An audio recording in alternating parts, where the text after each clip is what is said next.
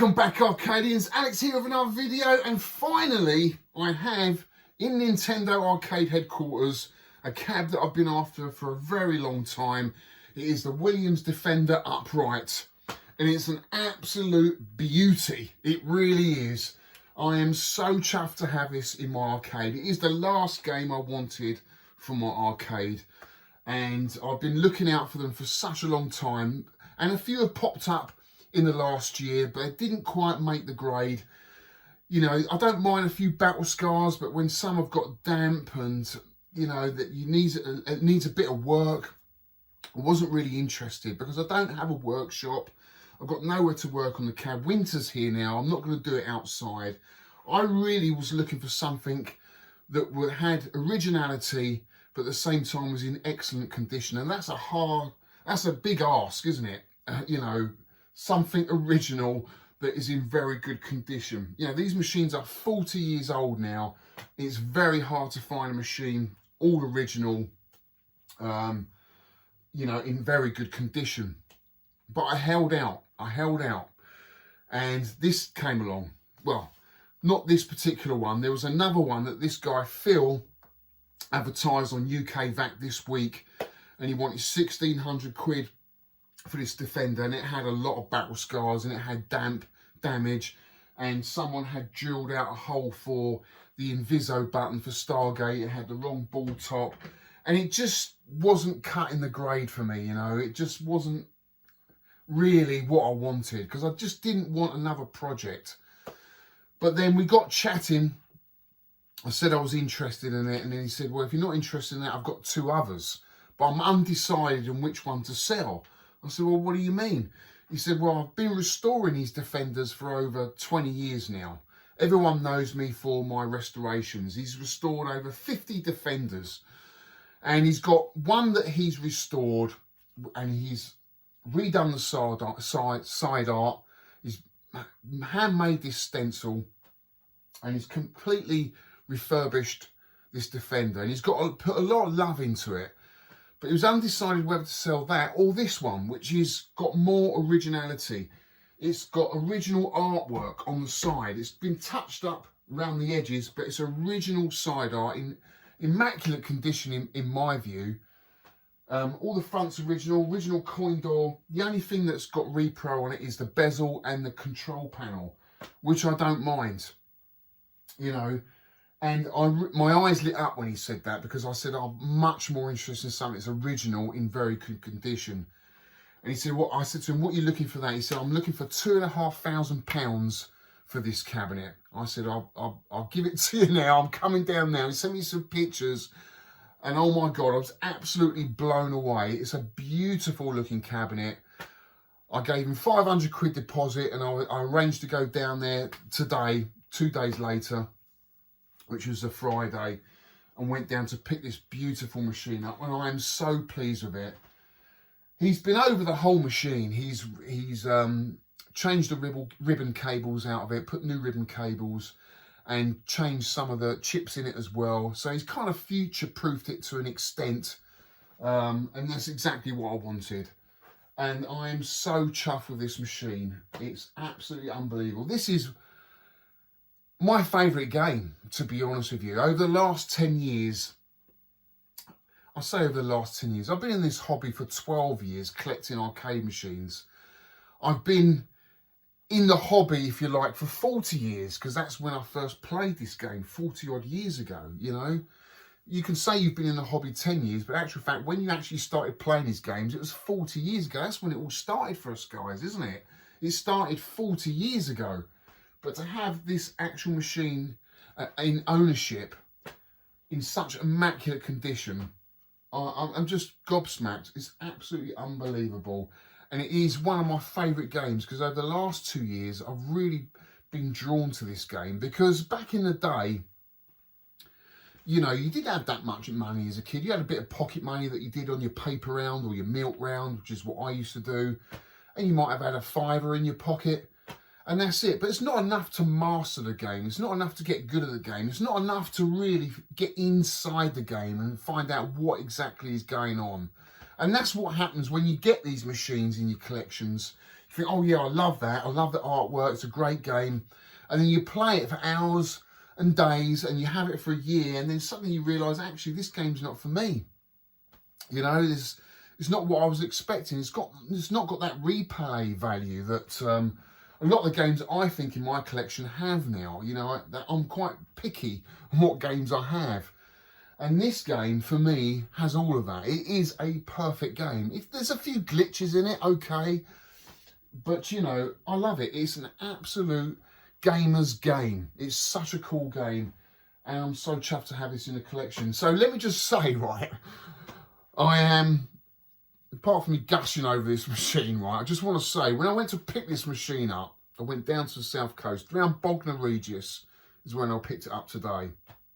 And I drove down there, met Phil, lovely, lovely guy. Lovely little seaside town in England. I had a little arcade there, which I might put a video of the arcade. I had a little walk round, I did a little video of it. I had a good chat with Phil. He knows everyone in the community. And he was telling me he was restoring these over the last 20 years. He's restored 50 of them. And he's into his music as well. He's got loads of keyboards, loads of guitars. He's in a band and stuff. Really, really nice guy. Anyway, we got it on a sack truck. Now, I drove my transit van. I've got a full transit. Drove it up his drive, which is on a slope, right? And he brought the cab out on a sack truck. I opened the doors up. They're barn doors on a transit. And we got the Defender halfway in the transit. And I realised there were some tools at the back that were in the way. So we couldn't push it any further. So I jumped in the van, moved the tools away. And I heard Phil say, it's moving, it's moving. And I thought, yeah, the cab, are you pushing it in? He's pushing it in. And I'm thinking he's talking about the cab, he's moving.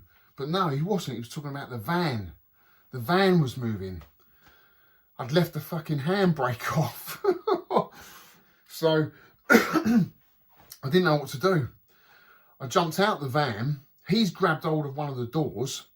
And I'm thinking, shall I jump in the front of the cab, run round to the front of the cab and pull the handbrake on? Have I got enough time? Or shall I just help him grab one of the doors? So I got out the van and looked round, see how far the van was moving this whole time, slowly picking up speed. And I thought, I haven't got time. You know, there's the drive down to the main road. And then opposite the main road, there's someone else's house. And outside there's a van. It's going to hit that van if I don't do something really quick. I had to make a really quick decision. And I thought, I'm just going to have to help him. And hopefully, both of us can stop this van. So I grabbed one door, he grabbed the other. We dug our heels in. And as the van was going down the slope, luckily for us, the kind of slope evened off, it leveled out where it hit the main road. And we managed to stop it about 2 meters before it hit the car opposite on the other side of the road. Guys, my heart literally nearly exploded. It was up in my throat. I was just, oh my God. I thought my van was going to get crushed. I thought the van across the road was going to get crushed. I thought the Defender was going to fall out the back. This could have been a really expensive pickup. But luckily we stopped it. And I apologised to Phil straight away. I said, sorry, Phil. Oh my God, what was I thinking? I just forgot to put the handbrake on. But it was fine when I left it. It's just because when we were pushing the cab in, it just rolled off from where it was. So, oh my God, it was just like one of those moments you never forget. And it's one of those moments that it leaves your heart pounding for like hours afterwards. Just keep rolling it over in your head what actually went on there and what happened.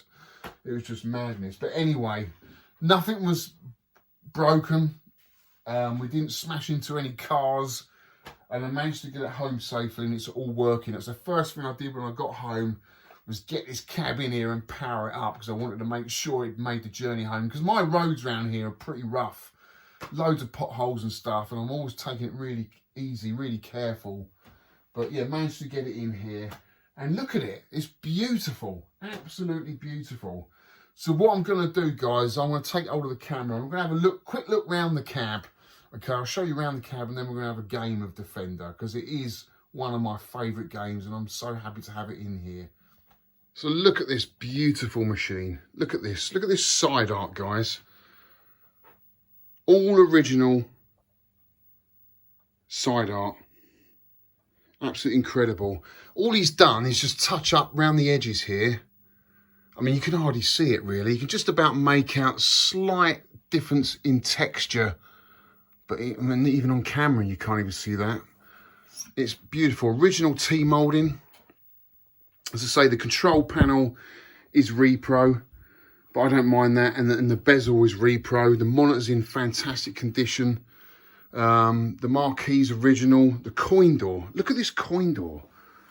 I mean, it's absolutely beautiful. I think they used these on a lot of pinball machines, didn't they, back in the day? But look at the bottom. Absolutely amazing. It's got a few little marks here. Don't know what that is, but I don't mind that. To say, I don't mind a little bit of patina, but what I don't like is rust or rot. I just don't do it. Okay, it's got new wheels on the bottom, so it's really easy to move in. Such a heavy cabinet. But I am so pleased with this, and the other side as well. Looks amazing.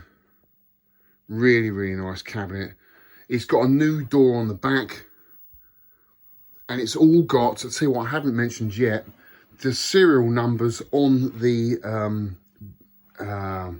boards, on the board set, matches. They all match up with the cabinet. So it's got original boards in this original cab, so they have been swapped around, which is amazing. In fact, let's have a look inside now. So guys, I'll just show you the back of the cabinet. This is the serial number for the cabinet, 501710. Okay, so the board set, which is on the side of the cabinet, different from Robotron, which is on the back door. As you can see here, on one of the chips, it's got 501710, so it all matches up with the cabinet. So these are the original board sets that come with the cabinet, which is quite rare to find really, isn't it? Normally they've been swapped over. It's a nice clean cabinet, really pleased with it. And he's gone over the whole lot. He's capped the monitor, he's put new ribbon cables on there, and you know, he's gone over the power supply unit as well, which is really nice. Such a beautiful example of a Defender. Well, there she is. She's in the lineup. She's in the lineup, and don't they look fantastic together? Robotron and Defender. I've got to sort the light out on the Robotron. It's not working at the moment, but I'm actually surprised at how big Defender is. A lot bigger than Robotron. It's a big cab, but it doesn't feel that imposing. Not like Asteroids or Space Invaders. Really big, bulky cabs. I think it's because the profile is slightly different. It's slightly cut out here. So I've put that on the end of my row. So when I'm sitting here playing my games, I can see the side art from this side, because it is one of my favourite games. Look at that. So what we're going to do now is set the camera up, and I'm going to be a bit rusty, but we're going to do a bit of a gameplay on Defender. If I can get 100,000, I'll be happy. But it has been a long time. I sold my Stargate a few months ago now, and I haven't played for a while. Must be 6 or 7 months. So I'm going to be really rusty. My top score on Defender is 190,000, and that was on a J-Rock. Now this is original hardware, which I think is a little bit easier, and I much prefer playing on original hardware anyway. So let's see how I get on. Let's set the camera up and let's have a little game with Defender. Right guys, so since I started recording this video, my soundboard's gone wrong. So I had no sound whatsoever. It just completely disappeared. No sound effects. The gameplay is absolutely fine, but there's obviously a fault on the soundboard. Now this is a Williams game, so what you can do is you can swap with other Williams games. So I've got a Robotron right next to Defender, so I took the soundboard out of that, put it in Defender, and now it's working fine. So at least I know it is a problem on the soundboard. But the problem is now I've got Robotron sounds in the game, which is going to be fun. But at least we've got some sort of sound effects to play. It's better than having zero, and it just allows me to do this video and play this game afterwards, because I'm looking so forward to playing this game. It's just going to be a bit weird with Robotron sounds, but there you go. So what I did, here's the board. That is a Williams soundboard. And it would come on when I turn the machine on. sounds will come on for about a minute and then they just disappear. So it's an intermittent fault on that board, which hopefully Phil can fix for me. So let's fire it up. It's been a while, guys. It's been a long time since I played Defender, so bear with me. I'm going to be very rusty. But let's see if we can get past wave 4, maybe get around 50,000, I'll be happy. My top score is about 190,000. So let's see how we go. Now, when I had my broken arm, this is all I was playing. I don't know why, it just seemed an easy game to play with a broken arm. And what I would do, missed that one, was just practice picking up all the men on the first level. And that really helped. And just practice dropping them, picking them up, and reverse. It's all about the reverse button in this game. If you can master that reverse button, and look at your scanner at the top, shot that one down. You will get better. Oh, just missed that.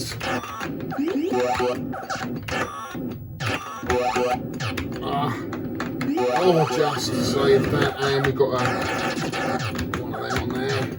Oh, we've got 2. Am I going to escape this? There's too many. I'm going to have a smart one. Just to get out of that situation. Nice Robotron sounds. And now I'm just going to obliterate as I go along. Now, I find sometimes pressing both buttons at the same time really helpful. Stay really low and just concentrate on the landers if you can.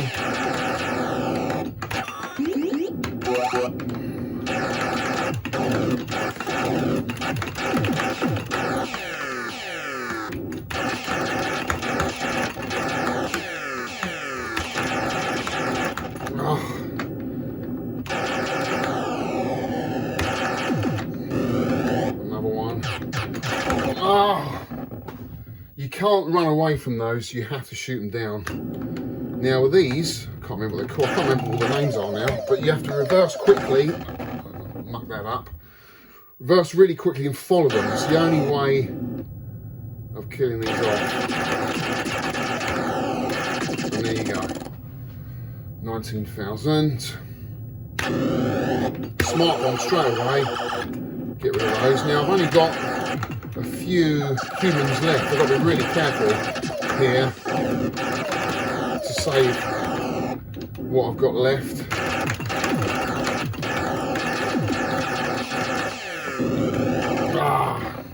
25,000. And I've got 2 humans left. I'm going to hold on to that one and try and save this one.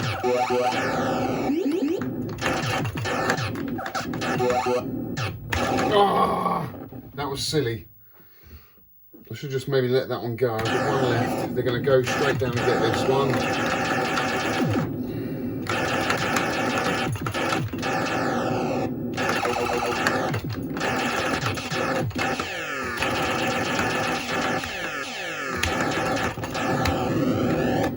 One more left.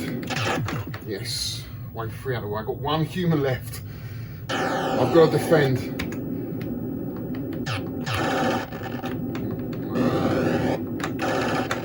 Oh, he's going to get him. Oh, that was really close.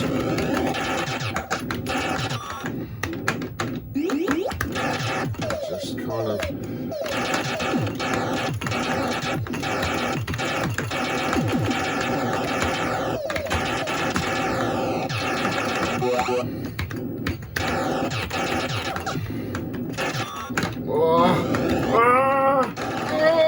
I'm in deep space. I've got to survive. Smart one, do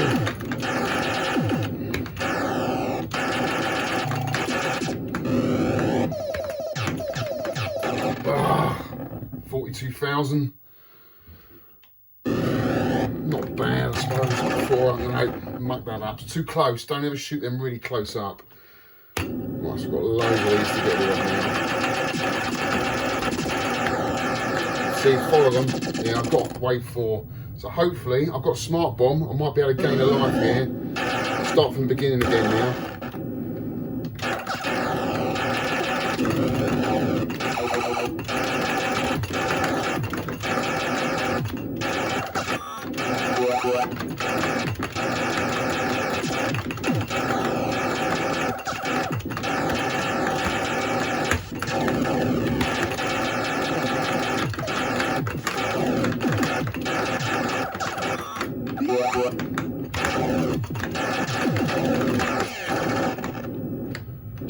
Oh, 55,000. Ah, what was I doing? One life. This is my last life. I'm not doing very well. What have I got left? Yes, wave 5. If I can get a few of these now, smart bomb. Yeah, there's a few there. Extra life, 66,000. Ah!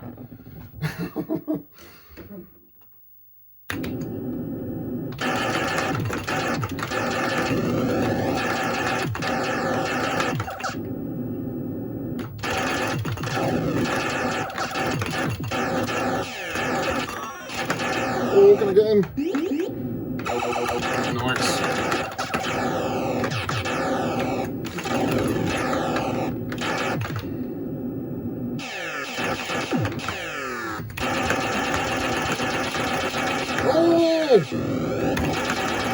Oh, 70,000. Last life again. Got 2 smart bombs.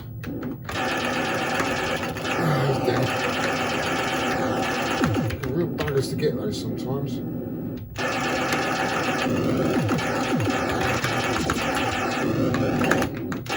Yes, wave 6 done. 2 smart bombs. I haven't got many humans left. I'm going to go straight for kill.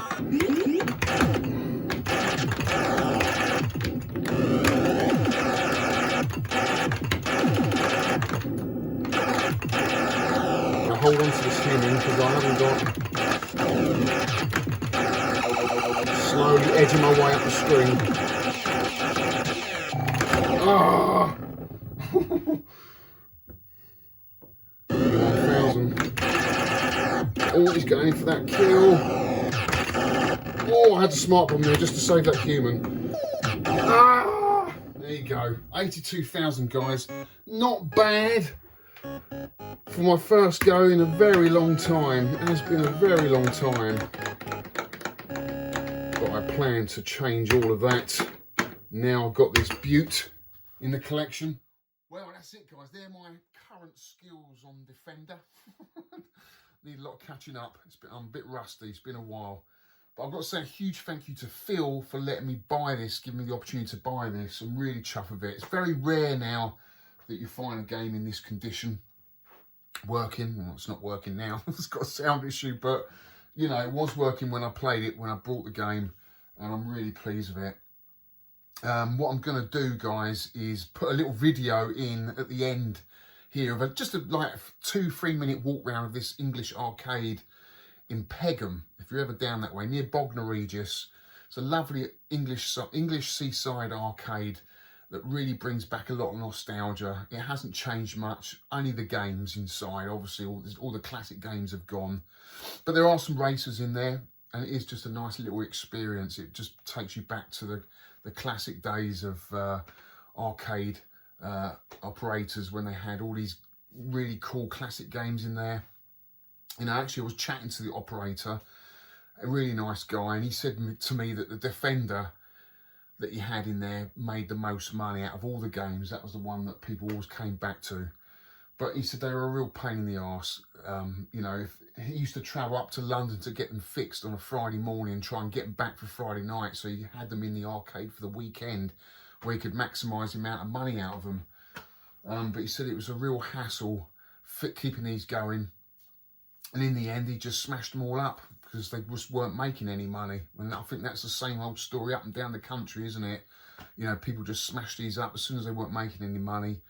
They just smash them up, and that's just the nature of us, isn't it? You know, throwaway culture. You don't realise 40 years down the line, people like me are going to want to buy these again. And he's actually quite shocked how much I paid for it. But, you know, how often do you find a game like this in this condition? So, you know, I don't mind paying for it when they're like this. So, yeah, I'll leave that at the end of this video. I've got more pickups coming, guys. I've got a couple of arcade games I haven't showcased yet, but they are being fixed at the moment by my good friend Mark, so I hope to do that very soon. And if you haven't subscribed, guys, make sure you subscribe to the channel, you know, so you can see future videos. I've got a SNES video coming up, another SNES collection video coming up, loads to showcase, all coming up in the next week or two, so look out for them. In the meantime, take care, guys, and I'll see you on the next one. So I believe this is where Ollie got his Star Wars from. This is a proper old seaside arcade, look. Oh my God, can you imagine the old council in here back in the day? Look at this. It's unbelievable. Do you recognise this, Al? The pinballs?